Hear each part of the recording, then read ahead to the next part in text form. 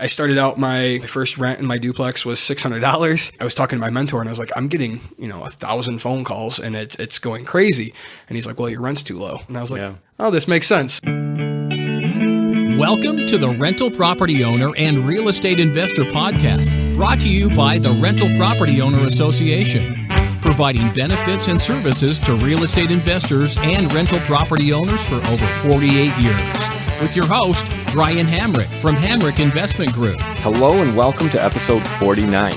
Today, my guest is Nick Watkins, and Nick is an active investor, owner, and property manager here in the Ottawa and Kent County area, which is basically Grand Rapids, West Michigan area. Nick has bought and sold duplexes, single families, and also a manufactured home in a vacation community. And we're going to be talking about that today. Nick, welcome to the show. Hi, thanks for having me, Brian. Why don't we start with you just telling me a little bit about yourself and how you got into real estate investing?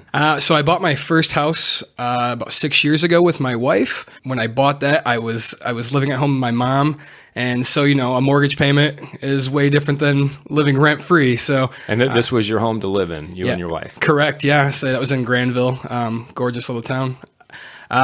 So then, having a mortgage payment, I looked and told my wife, I said, I want to figure out a way to not have to pay this. So we looked around and I found a duplex. Actually, I started out with a lady on Facebook told me she was looking for a place to rent and she could pay more than what my mortgage was. And I was like, hey, I can do that. Found a duplex and the bottom half was paying for the top half, like exactly for the amount. And I was like, hey, I got rid of my mortgage payment. So I convinced my wife to move into a duplex. Wow. So the house hacking thing, which we've talked about on other episodes, you found a woman who was willing to pay you a certain amount of rent.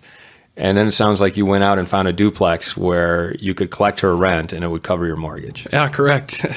Wow. And it worked out for a couple of months until she decided to move out because she couldn't afford it anymore. Talk numbers here. What'd you buy the duplex for? The duplex I paid $70,000. Mm-hmm. And my first primary house, I bought a foreclosure and paid $65,000 for it. Looking today, it's worth about $130,000. And do you still own it? I do. So you kept the house. Did you rent it out? We did.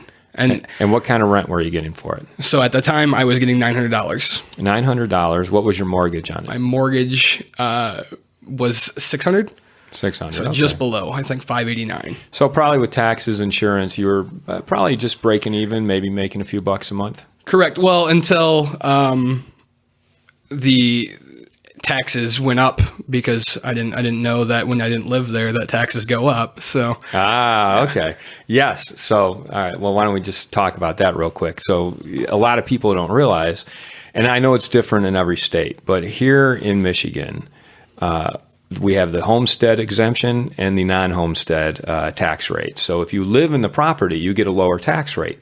Once you move out, then you're paying the non-homestead tax rate, and that can go up significantly. Yeah, and that's basically what it did. It went up about $1,200 a year. So it probably went up about 30-40% then. Yeah. You moved into the duplex, mm-hmm. and you paid, what'd you say, $70 for that? I paid, $70. $70. What kind of rent were you getting downstairs? In the beginning, I was only getting $600. $600, and what was your mortgage? It was $600 with my new half homestead exemption. Okay. So basically your tenant downstairs was paying your mortgage. Correct. Excellent. And, we didn't factor in, that actually doesn't have split heat. So gas bill is still paid by me on the month for that. Okay. So that can add some money to it, but if your mortgage is being paid, you're paying the utilities, you're still coming out ahead. Yeah, correct. So and you're living upstairs. Yep. Your tenant downstairs was there for a couple months, but then couldn't afford $600 her rent. What did you do then? No, sorry. The lady back at my single family house decided she didn't want to afford it anymore, so she just up and decided she was going to leave. So my wife and I packed our stuff and went back home. So at that time, I moved a new tenant into the upstairs, and that was my first time dealing with a brand new tenant that I had to vet myself. At least now, if you got a tenant upstairs at your duplex, you're probably starting to cash flow. Correct. Okay. And how long ago was this? This was 6 years? That was about 4 years ago. 4 years ago. Yep. So it was still when the bubble had burst, prices were still pretty low. Yeah. You probably got a good deal on that duplex. Yeah, I refied that just a couple months ago to get my newest place. And what did appraise for when you refied? 138. 138. So you bought a duplex 4 years ago, $70,000. It's pretty much been cash flowing for you since you moved out and got 2 tenants in there. And you just appraised for 138. How much money were you able to pull out when you did your refi? What did we pull out? 32,000. So 75% loan to value. Okay, so 32,000 you pulled out. Now let's go back to when you bought it. Did you get a loan on it, or did you pay cash? No, it was an FHA loan, actually. So how much did you put down when you bought that? Oh, 3.5%. So 3.5. You put like 2,500. I'm not even 2,500 down, right? Yeah, I say 1,700. 1,700. So okay. So let me just make sure this is clear, because you accomplished something that I think a lot of investors strive for. It's what I call infinite return. You put $1,700 into this duplex. That was your cost to get in. How much money did you put into fixing it up? Say just recently we put carpet in for $1,000, and I did a bathroom for about $500, so $1,500. And when I bought it, the downstairs was already redone for us. Wow. So for under $4,000, you're able to acquire a duplex. And then 4 years later, you pull $32,000 out of that duplex, meaning not only do you have all of your initial investment out, but you also have $28,000 more that you're putting in your pocket. So going forward, any money you make off of that property, off of that duplex, you can't calculate the return on it, because you have no money into it. Correct. That's an infinite return. Yeah, say it's been a wonderful thing for us. Wow. So and that's like right out of the gate. Yeah. Right out of the gate, your first investment, within 4 years, you achieve infinite return. Yeah. Good for you. Let's talk about the single family that you originally purchased. Do you still live in it? I do not live in it. Okay. Well, maybe that's part of the story. Take me to the next step. So you bought the duplex, you moved upstairs. Yep.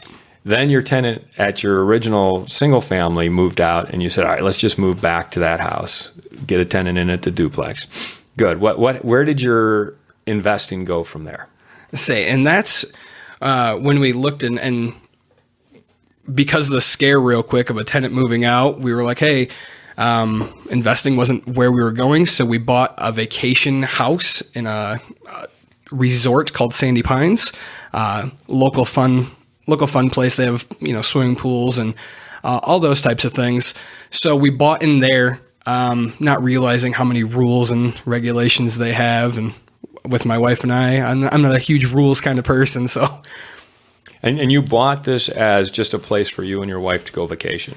Yeah, correct. And just a weekend getaway somewhere close enough to where we could still go to our jobs if we needed to during the week. And did you see this as an investment in any way, or was it more just an investment in your fun and your weekends? I wanted it to be an investment, but the bylaws and things like that would not allow us to rent it out to anybody else to make it a vacation rental. So what happened? Do you still own it? Did you sell it? So after the year, we put it up for sale. And I made, honestly, $1,000 off of it. So we sold it off to some other family and got out and sat around home for a while. And then I looked at my wife, and the duplex this whole time, had been bringing in some money for us. So we were starting to look around. We were like, hey, let's go to a bigger house or a different house. And at the time, we had some family members going through a little bit of hard time still from the 2008 problems, and now it's probably 2012 or 13. Actually, we ended up buying their house over where we are now in Jenison, and we did that by getting a hard money loan. Well, let's talk about that. You had some relatives who were going through a tough time, probably getting foreclosed on. Correct. Okay. We saved them out of foreclosure. Okay, so good. So you were able to help save them out of foreclosure. Did you move into their house, or did you then rent the house back to them? So they actually live in my my first house that I bought. So you traded now. houses. Yeah, exactly. The only way I could get the loan was me to move into that house. So you had to be an owner occupant. Correct. But you got a hard money loan. Why did it take a hard money loan to buy that house? By the way, a hard money loan is not, you're not going to a bank. You're going to basically an individual who's saying, I'm going to give you whatever the amount is, $100,000 cash, and you're going to pay me more in interest than you would pay a bank, but it's going to be a lot easier for you to get this money. Yeah, and that's exactly what happened. Was we had about 2 weeks to buy this house back from the bank or the person that bought it at the sheriff's sale. So I called a million friends and was trying to figure out what to do, and called actually the first realtor that we had to buy the house. And he said, hey, I know a guy who has a bunch of cash and he just lends it for expensive money. I said, I don't care. Let's go, So I could buy back the house in Jenison for $86,000. Out of foreclosure. Out of foreclosure. Yep. Or whatever. So they have 6 months to buy it or to buy it back. Mm-hmm. So I talked to a lender. He said, it's going to cost 3 points plus it's going to be 16% interest on it. And I knew that they bought the house for about $212,000. Oh, so you knew there was some equity there. Yeah, correct. Yeah. And by the way, for a hard money loan, that's typical. You're talking, double-digit interest rate. And when you say points, that means basically if you're paying 3 points, that's 3% of the money that's being lent to you. You're paying that right up front. Correct. So if you're borrowing $100,000, 3 points would be $3,000 that you would pay right up front. Yep. Okay. And to say, it was really great because he let us roll that into the final loan. So we found him. He said, all right, we're going to do a drive-by, quick appraisal. It came back perfectly fine. And so at this time, I'd been talking to my lender that I've gone through the past 2 houses, and I was like, hey, can we start this refining process? Can we, get this down to the 4% interest that we're at now? So this whole time he's starting to run numbers, and I ended up being able to refi it. So I bought it twice in about a month. Mm-hmm. Bought it once with cash. Yeah, correct. Out of foreclosure. Yep, somebody else's cash. And then you basically then went and got financing on it. Correct. Yeah. So for $101,000, all said and done.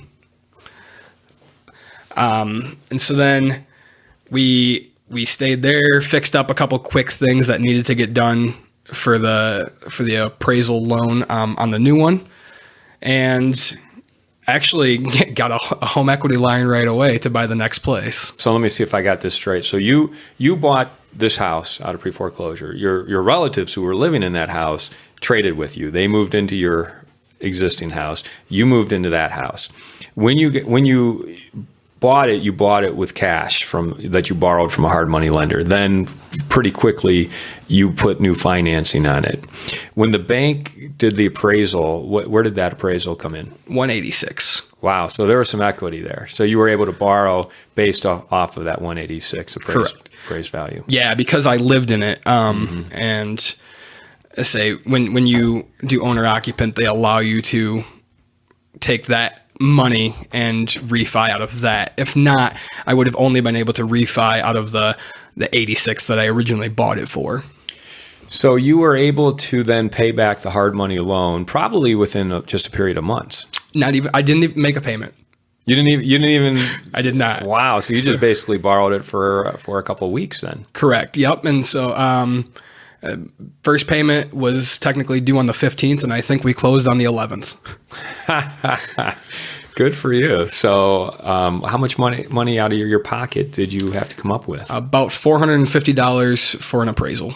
That was it. Because the bank valued it at a higher rate, so they were able to just kind of roll your down payment into the 75% loan to value? Correct. So you're just like hitting grand slams like right out of the gate. I mean, your duplex was a grand slam. This house was a grand slam. Yeah. And saying that's how I look for it. I don't look for a million of them. I just look for the best ones. It seems like both situations you were helping someone with a problem.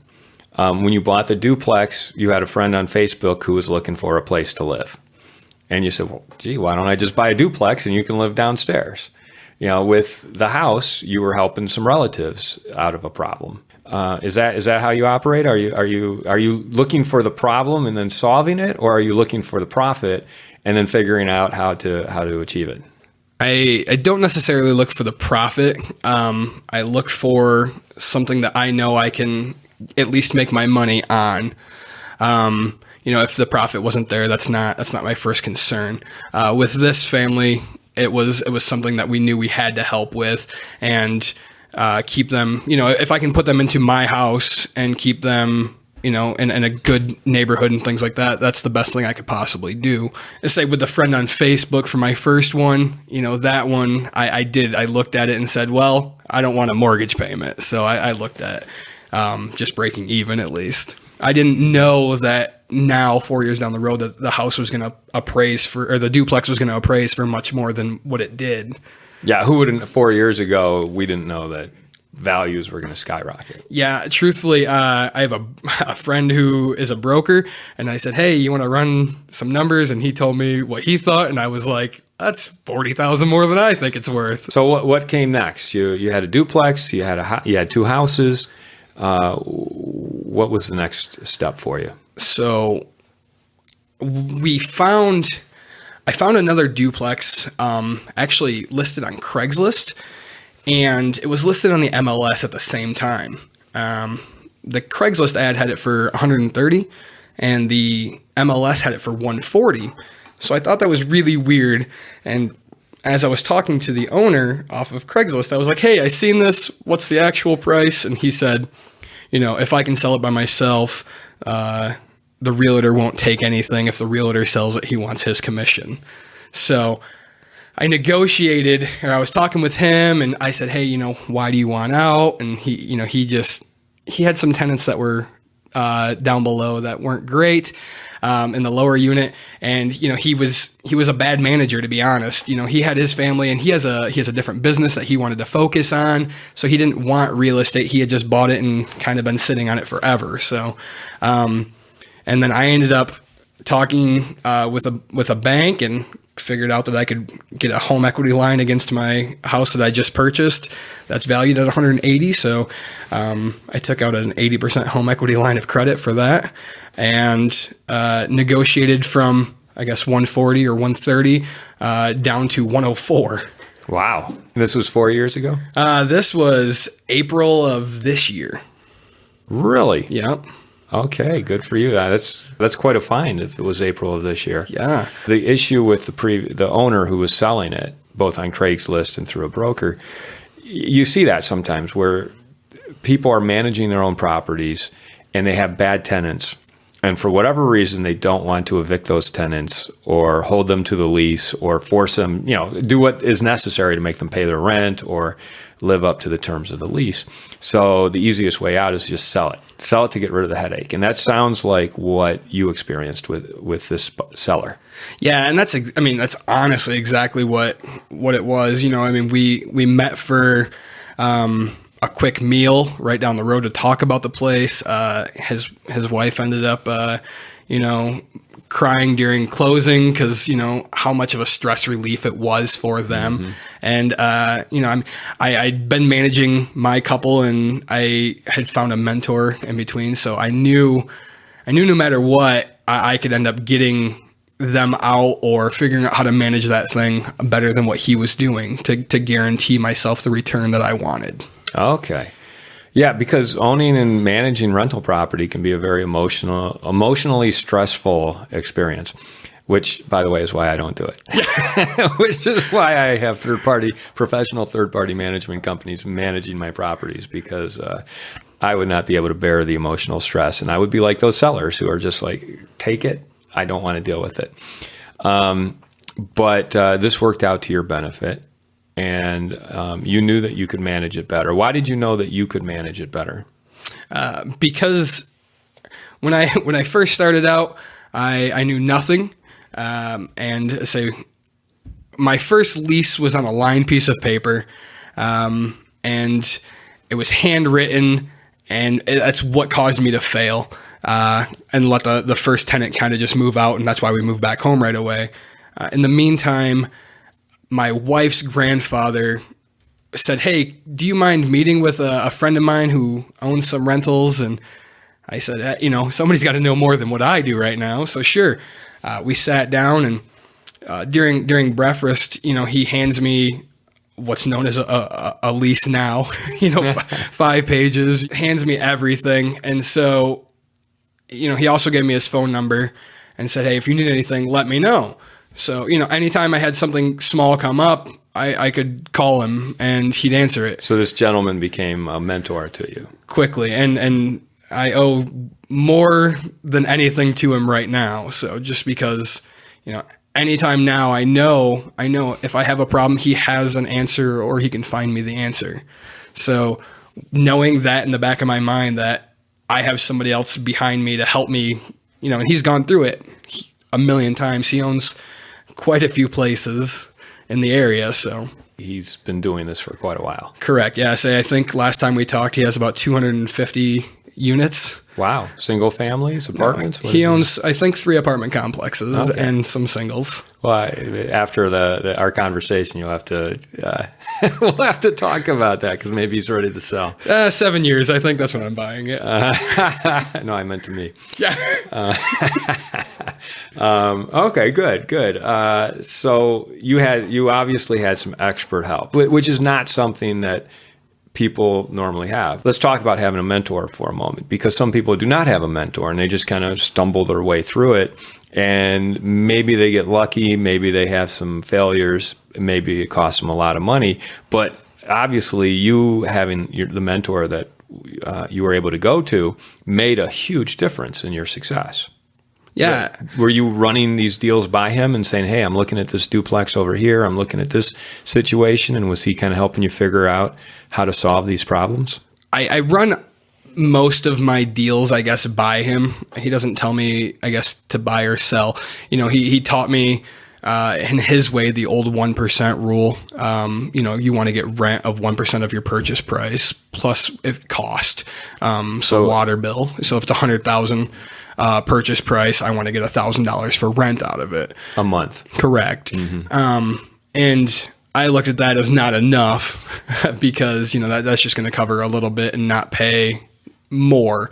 So I go with the new 2% rule and try to shoot for that. So if you're paying $100,000, you want to get $2,000 in rent, or as close to it. Mm-hmm. That's where I find it's a guaranteed way to make it through the low market and score big when it comes to the high market. You were learning how to manage as you went along. Yes. So talk about that. What were some of the things you went through in learning how to manage your properties and work with the tenants who were living there? Sure.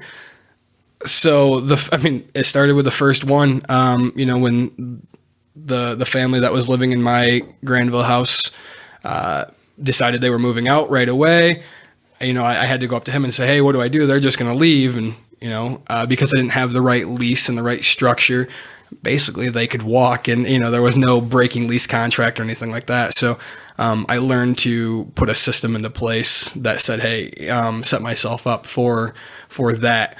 I probably would have quit not too long ago. I went through my first ever eviction, which is a horrible experience, but a great learning experience when it's all said and done. So, and without a mentor, I'm not sure I would have made it through it with my wife and all that having still supporting me. So what was horrible about the eviction experience?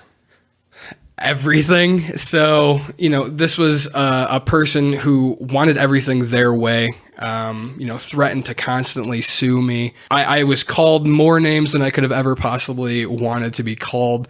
And it showed me how much I've grown to not, lash back and anything like that. We had to get the police involved due to, threats. And what kind of threats are we talking about? He threatened my family, he threatened my life. And that's, I have a daughter now, so I'm very protective of my wife and daughter. So it's the things that people talk, and you have to try so hard not to lash back or take action, because, you have to let the court system go through. I learned a lot. I actually served him on like the 27th instead of getting rent on the 1st and then serving him. So I lost out on an extra month of rent on that one. I was pretty fortunate on the amount of damage that was done in my duplex. We had an ADT system that was on the wall. He ripped that out and left all of his trash that he didn't want. Made me go through every part of the court system. So you have to give the eviction notice, then you have to give the 30 days, and then you have to give 10 day after that. So, in the end, I'm missing out on 3 months worth of rent, because I could have missed out on 2 if I would have just waited a little bit longer. So Why were they behaving this way? they didn't get their way. They thought that everything should, it has metal frame windows, and they're like, hey, you have to update to this. So they wanted you to put new windows in. Yeah, right away. They thought that they were just owed the world. And, when it first started out, they were very grateful people to let them move in. And, so I was something great to them. Then, time went by, and, that gratitude started to go away, and they thought that, hey, they can get away with everything. And it's when you go back and look at it, it's my property. And they're renting a space. Yeah, and they don't really have a right to request you replace all the windows, which it could be quite expensive. Yeah, I say, and I think the biggest argument was over a lawnmower that they had left out, and somehow it was my fault that it got ruined. So, it was their lawnmower? Yeah. And they left it out? Correct. And you let that happen? Yeah, I say it's my fault. If only I would have invested. In what, a shed or yeah, what was it? I was saying that's just it. I didn't give them a key to the shed fast enough, I think is what it was. But and I think the weird part is the year before they had paid to get it all done by somebody, and then they go to do it the next year, and it wasn't. Their lawnmower wasn't starting, so. I just told them, hey, you have to take care of this. And that's when everything just went crazy. Wow. Okay. Is that what kind of set everything off, was the lawnmower? Yeah. It all started with the lawnmower? $120 lawnmower. Wow. Okay. But they had been good tenants for the year before that. Yeah. So everything, it was actually probably month number 10 or 11 where things started to get a little, pushy. And when the year lease ended, I just went month to month with this tenant just in case, and it worked out for my benefit. What was it that prompted them to threaten you and your family? The $120 that I wouldn't pay for a lawnmower because it was their responsibility. So they just flew off the handle about that. Oh yeah, and then the neighbor got on me. I was over there for something, and actually he ended up apologizing to me because of, he found out he was wrong, which most people are never wrong. Mm-hmm. So, I try to treat everybody equally with as much respect as possible, and I guess in return that's what I require. Right. And what kind of screening did you do on these tenants in the first place? This was a failure. So the screening I did was trust my brother. So he said, they'll pay. Your brother should have paid for the lawnmower then. Yeah, he should have. No, they'll pay all the time. They're great people. Had he had them as tenants before? No. He was just friends with them, and actually, say the guy that was there was he did some contractor work for me.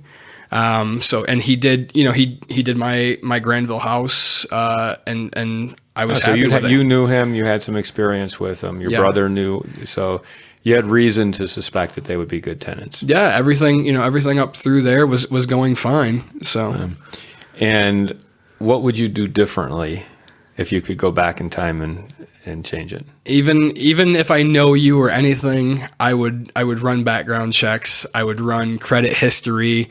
Just call all your past landlords to see why you're not having a place right now. So, yeah. And do you do that now? I do every time. And do you do that yourself, or is there a service that you go through? So my mentor has a couple places, so he lets me use his office for background and credit checks. The brother that vouched for them was a bail bondsman, so he has all those services as well for background checks. So I always have him run information if I need. And he's really good with, finding people on Facebook, finding everything because, your Facebook is your social media and it tells you who you are and what you are as a person. So we try to search for everything. Okay. So you're much more thorough now. Yes. Good. So that's a horror story about an eviction you just had to do. What other problems have you run into managing your own properties? When you give tenants an inch, I guess they take a mile, so for one of my tenants, I clean their floors, and said, don't worry about the cost. I'll get it. They've been with me for about 4 years. So, and then, again, so that was the beginning. Then 4 years later, they wanted it done again. And, it became my problem that there was dirt all over the place. And, they've been with me for 4 years. So for $100, I'll get their place clean. So that way there's no problems. But, I don't really come into too many issues very often. Things break and I have to fix it. But, the big thing is getting a team together that can do all of this. You mean when you don't have time to go over there and fix something, to have someone you can call to take care of it? Correct. Or the things I don't have the knowledge for or don't want to have the knowledge for. So I have a great heating and cooling person who I call, and within a day he's over there fixing it. So, I have to deal, I guess, with tenant complaints right away about, the heat doesn't work. Okay, well, bear with me, I'll get it. And I'm the kind of landlord where I run over a space heater, and here, this will keep you warm until my furnace guy comes. Either that day or by the next day. So, I have a boiler system that's gone out. And I had a furnace over in my other house in Granville that went out. So, but I do everything I can to try to make them happy. And that's where I guess managing myself is it takes time out of my life. Yeah. Cause you have a full-time job. I do. And you also have a side business. That too. So, and a family. Real estate and a family. Right? Correct. So how much time would you say you're spending on managing your properties? It depends on the week or the month. I try to devote at least 10 hours a month, I guess, towards it. Whether that's doing my calculations of what bills I had to pay, what write-offs. We did a roof on one of the duplexes not too long ago. So meeting with contractors, doing all that, time. Up until this month, I had been going over to my duplex and picking up rent. So, okay. Yeah, that's a new thing I'm learning. Go have tenants send it to me. So, and what made you think of that? When I bought my newest duplex, the tenant decided she wanted to send a check, and when I got a check on like the 20th, I was like, man, that was easy. And then the next person, he sent me a check, the lower person as well. And I was like, wait, I don't have to drive 20 minutes or have to figure out a time to meet up with you. So you were coordinating with each resident to go meet up with them so they could pay their rent? Correct. Well, that's a lot of work. Yeah, it was. It's saying, we finally this month, I started to tell my tenants, hey, this is my address. I'll take a check. If you have to drop off cash, go get a check and bring it, to the house. So, and everything has always been due on the 1st. And, if it's not there by that time, you start the process. Correct. And it's a late payment after that. What about turnover and leasing? Turnover so far, I guess I haven't had like a every year turnover. I try to just, again, keep my rents just below market to keep people in there. And they've stayed with me so far. Whenever I do get it, so the bottom unit became available in one of my duplexes, and I put it on Craigslist and get a million phone calls right away. So you advertise on Craigslist? I do. And then do you just have mass showings, or how do you schedule the showings since you have a full-time job? Yeah, in the beginning, I would try to just, make appointments.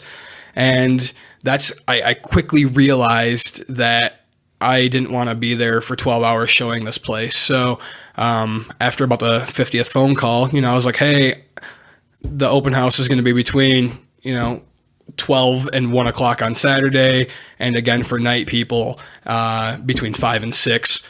And that's it. So you just do an open house during a couple windows of time, and yep. I say if I have to, if I don't find tenants, I guess right away, elsewise. Okay. And does that work pretty well? Are you able to find tenants pretty quickly? I have been, yes. I say I started out my first rent in my duplex was $600. And it's actually up to $850 now. And I was talking to my mentor, and I was like, I'm getting, 1,000 phone calls, and it's going crazy. And he's like, well, your rent's too low. Everybody wants it. And I was like, oh, this makes sense. So, it jumped up like crazy. And now, now I'm starting to get 20 phone calls. So, okay. And, the open house, if you show up, it shows me that you want it. And that's how I'm picking people, is you show me that's what you want. And, I'm not searching for them. They're searching for me. Right. And you're still doing the background checks when they fill out an application. I have an application that they have to fill out, charge them the fee to run the application. That's one great qualifier. If you're going to complain about $30 for a place to live for a year, I guess what are you going to complain about, $700-800 in rent? Yeah. Well, let's talk about the next property you purchased, because you had 2 single families, you had your duplex, and what'd you do next? I said that was the other duplex I bought. I did the HELOC on the Jennison house and bought the duplex in April, and then I had a good friend of mine was going through some hard times with his family, and they didn't want their house. That was a big burden for them, so. I made some phone calls, and that's how I found out my duplex in Wyoming that I bought 4 years ago was worth $138. So I refied that, grabbed the cash out, and purchased a friend of mine's house over in Wyoming for what they owed on it. Again, solving someone's problem and picking up a house. Was there some equity in that house? There will be, and there is, I guess. So we did a little bit of remodel. The floors just got done. I threw some paint on the walls, and I'm hoping it'll appraise for about $50,000 more than what I bought it for. Okay. Now, have you rented it out yet, or are you still in the process of rehabbing it? We did just put it under rent 2 days ago. Okay. So what kind of rent are you getting for it? I'm going to get $1,250. $1,250. Yeah. And how much did you pay for it? I paid after closing costs, because I asked for a little bit, $71,000. Okay, not bad. Yeah. Now you're close to that 2% rule. Very close. Close enough to make it worthwhile. Huh? Yeah, exactly. And that's it's a nicer area. If it was a C/D level area, I would, I'd want that 2%. It's a little tougher tenants, and this is a single family, so one income is fine with me. Where are you in Wyoming? And by the way, this is Wyoming, Michigan, which is right next door to Grand Rapids, not the state of Wyoming. Sure. It's off of 44th Street and Clyde Park area. Okay, good area. Yeah, so it's a nice 3-bedroom, 2-bathroom home. Mm-hmm. So, and a little bit of land. So where do you go from here? What's next? I'm always looking. My wife loves to look at houses, so that's great. So your wife is active participant? Not a chance. She wants nothing to do with the business. Just likes to look at houses. We will go look at houses that we want to move to.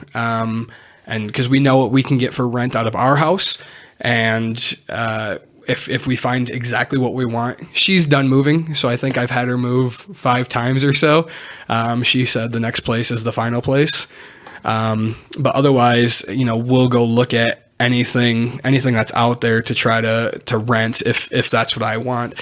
And it's great because, she doesn't look at it from the money side. She looks at it from the would I live here side. Oh, I don't like that the bathroom's here. And I'm like, it's a bathroom. And she's like, but people wouldn't like that. And I was like, this makes sense. So, she gets to see what I don't see. And, I guess I make the money work. And if we can rent it for that price. It sounds like you're doing some rehab as you buy properties.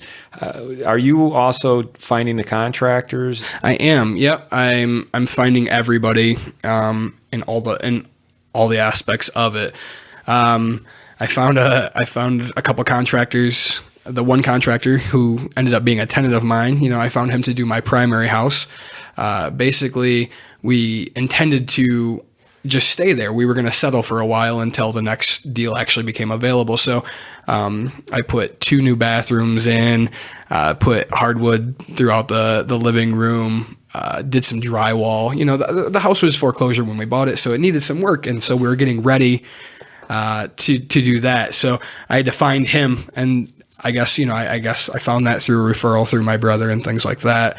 I found as he was a tenant, I didn't want tenants working for me because, that's a conflict of interest in my eyes. I just wanted to keep business separate from work.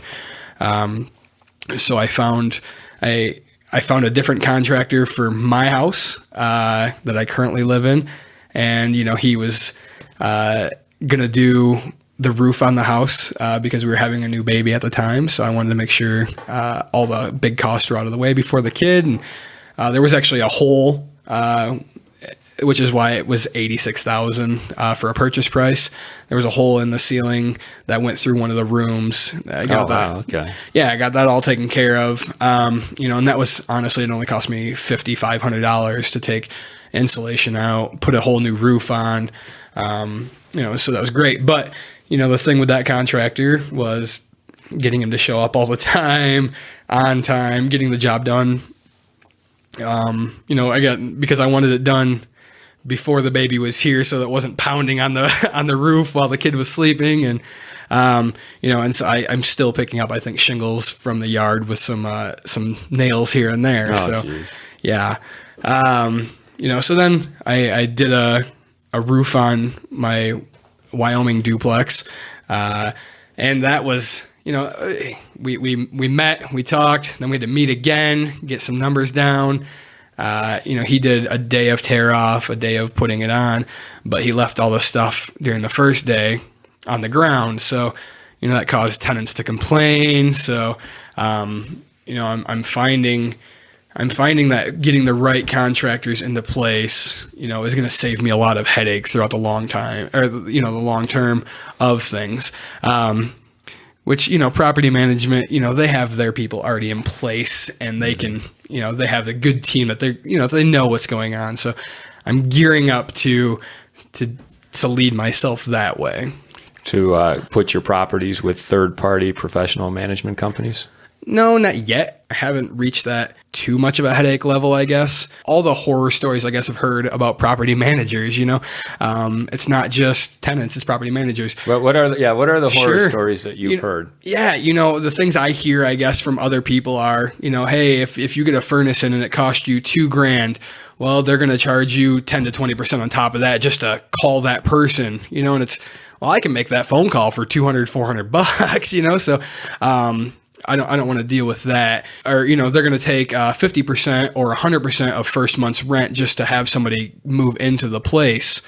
And, they want half to re-sign a piece of paper that says, you're going to stay for another year. And so it's tough to look at right now when I'm like, hey, I'm giving you $400 for you to email a piece of paper that says, yeah, I'll stay, so you hear if the grass is long, sometimes they won't take care of it. And then there's a bill from the city that comes and you're like, oh, hey, you got this bill, plus you have to mow your grass and we're going to charge you for that and plus charge you to hire that person. And so it's just, those are some of the stories I guess I've heard from other people. So I haven't gone out to do that myself to figure out if they're true or not because the risk doesn't seem worth it yet. Well, so let me answer that because I've used third-party professional management companies for all my properties. And I can confirm that everything you've just said is true. but I will justify it. If you don't mind, I would like to take a moment to justify that, because time is money. Okay, your time is worth money. There's no doubt about that, and it's really, how do you value your time? Because, I'll give you an example. You talk about, if you have a furnace installed and you pay $2,000, well, they're going to add 10% in to cover their costs. So I had an instance with a roof that needed to be replaced, and they got the management company got quotes. And I said, well, they just gave me one quote from a vendor that they always use. And I said, why am I paying you 10% to get me this quote? I'll just call him myself, because I knew this roofer. So I called the roofer and I said, go replace this roof and just make it happen. Well, of course, they show up to replace the roof, and the tenant didn't know they were coming, because I never notified the tenant. Now, I'm sure if I were managing the property, I would have notified the tenant, but I didn't even know how to contact the tenant, because I didn't have their information. So of course that delayed the roofer a whole week and created a big headache for everybody. And then finally I said, all right, I had my third-party management company take care of it, because that's what they do. Sure. There's all those little things that they notify the tenant, they schedule everything, they make sure the work is done properly. I don't have the time or the inclination to do any of that. I was just trying to save 10%. And in the process, I ended up costing a lot more money. So some management companies, they do a pass-through on, they just take the work order, give it to a contractor. They don't take a cut. Some do take a cut of 10%. I think it's justified. So there's one thing. So the leasing, there again, it's like, yes, management companies will take half of the first month's rent to 100% of the first month's rent when they put a new tenant in. And I think that, to me, is justified in those instances, because they're doing the marketing, they're doing all the showing, they're making sure the applications are filled out, they're screening the tenants, and in some cases, they're guaranteeing that those tenants will stay. Some companies do have a guarantee on those. So to me, it's worth it to pay that extra money to just have it handled properly. And again, I know that I would not handle that part properly. So the violations, when you're getting violations from the city, that's tricky, because sometimes that's because the management company is not staying on top of things like they should, but sometimes it's just because it's a difficult resident. So at least when those violations come in, the management company can communicate with that resident and fix it so it doesn't happen again.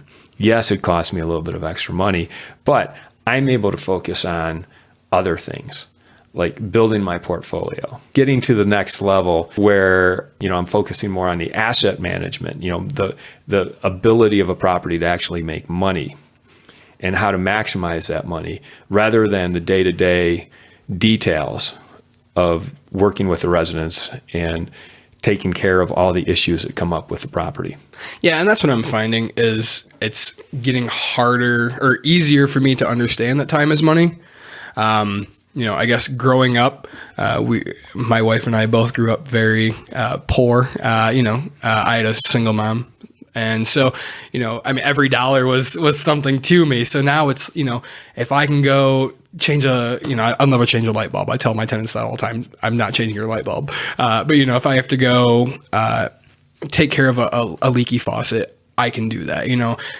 Time, money didn't, it didn't mean as much to me as it does now that I have a family and things like that. And I'm learning I want to stay home with my daughter and would rather be there. So I guess I'm trying to build myself up to property management material to where I just have those people on call myself and start paying the right people to do the right job. Yeah, it's a mindset thing. It's so easy for a lot of people to say, well, I can just go do that myself, so I'm just going to do it and save the money.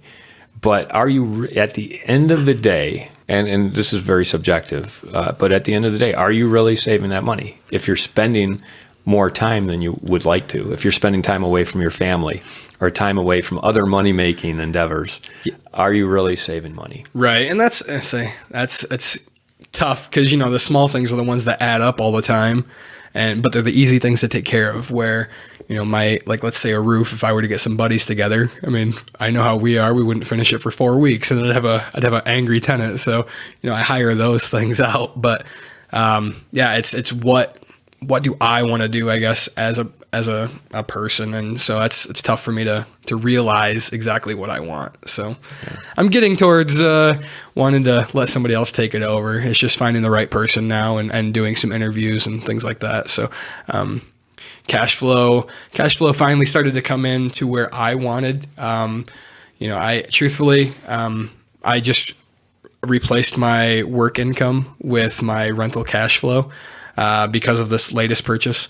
And so, everything I make on a 40-hour paycheck, I actually get if everybody pays their rent on the tenants. So that's wait a minute. That's a big thing that you just said there. So you're saying that the rent, is that just the rent income, or your net profit every month is equal to your paycheck? My profit. Wow. Yes. So that's huge. That's to me. Huge, because that's the definition of financial independence. If your passive income, although it's not so passive for you because you're actually actively managing, but if your rental net income has equaled or surpassed your paycheck, then you're well on your way to financial independence. Correct. And it was the greatest realization of my life, and it's so hard to describe to people, what that actually feels like to know, as bad as it sounds, I don't technically have to wake up at, 3:00 to go to work in the morning. And if by chance I work in automotive, so if by chance the economy goes bad again, I know that my rental income will go down a little bit, but it'll still keep me afloat. I'll pay all my bills and still have an income from that. So that's fantastic. Good for you. Thank you. Congratulations. And you've managed to do that with two duplexes and 3 single families? Correct. So that's not that many properties at all. No. So for the people who are listening to this podcast, they've just heard you describe over the past 30, 40 minutes how you got there, property by property. Because if you're investing in real estate and you have a full-time job, you want to get to that point that you're at now, where your rental income is equal to or surpassing your job income. Do you have any other advice for those people who are listening to the show right now?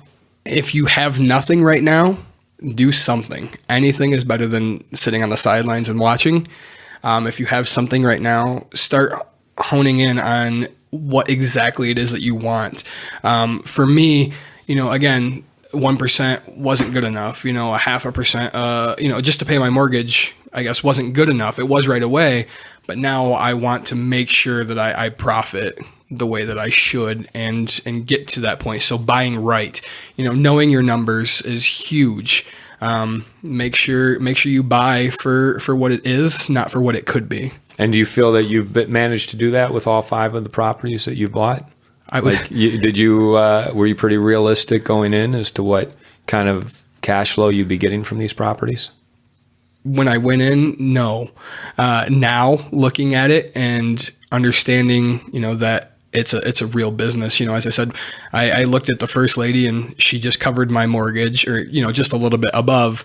And then the next one, I was like, that just covers it, not realizing that I needed more or wanted more. I guess I just looked at it like somebody was paying my mortgage off, and in 30 years when all of it was paid, I'll just cash out this, $100,000 place and this $100,000 place. And, but now realizing that they're doing that plus putting cash in my pocket, that's a huge thing. It's easy to say you got lucky in finding these 5 properties, but it wasn't all just luck, because you were solving other people's problems. It seems like each property has a story where you got into it because you were helping solve other people's problems.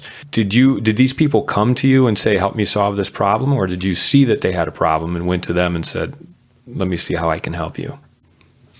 Both, I guess. So my house that I'm living in now, I could see that they were, we all knew they were going through foreclosure. And then it was, well, can I help? Okay. I can actually. So you didn't feel like you were imposing to go and say, hey, let me see how I can help you? I personally didn't, because I looked at it as, I guess I'm saving you from foreclosure. If you want to buy another house before the 5 or 7 year rule, you can, and so I looked at it, I guess, in a positive way. I hear it from some people, I do, that, I took advantage of a situation, but, they stay in my house. I lose money on that house because of how much rent I don't charge for them. But, I look at it as a give situation. Anybody who would say that you took advantage of a situation like that really doesn't know what they're talking about, because they don't understand how detrimental a foreclosure can be to a family and what it means over the long term to their credit and their ability to buy, not just buy another house, but lease a car, or get any sort of loan. Yeah. And that's, it's one of those things where I looked at it as a way to help. You can stay in my place for a cheap amount of rent, build your credit back up, pay off your debts, pay off your bills, and we'll both, not look at it like anything. The second duplex I bought, I found a guy on Craigslist who literally just wanted out. So, I didn't know he had a problem then. When we first got to talking, he's like, yep, got these two, they're renting great. And so then I got to the bottom of what he actually wanted out of it for. And then this last place, my friend actually talked to me because he knew I had 4 places at the time, or, I guess it was 5 because I sold the one. But, he knew I had places, and he's like, we just don't want it.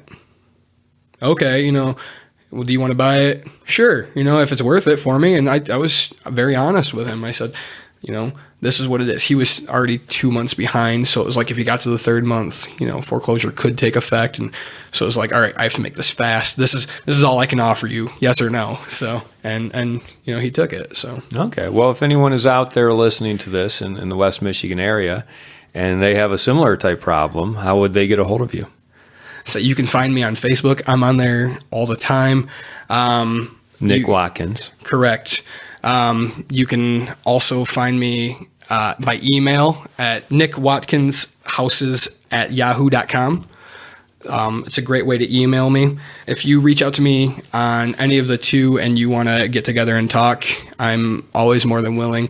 The limited experiences I have, I'm always willing to share with everybody. Well, Nick, thanks so much for talking with me today, and sharing your story. I think it's fantastic that you not only help people solve their problems, but you've managed to achieve very close to financial independence in the process. So good for you. Hey, thanks so much for the time. You've been listening to the Rental Property Owner and Real Estate Investor Podcast, brought to you by the Rental Property Owner Association.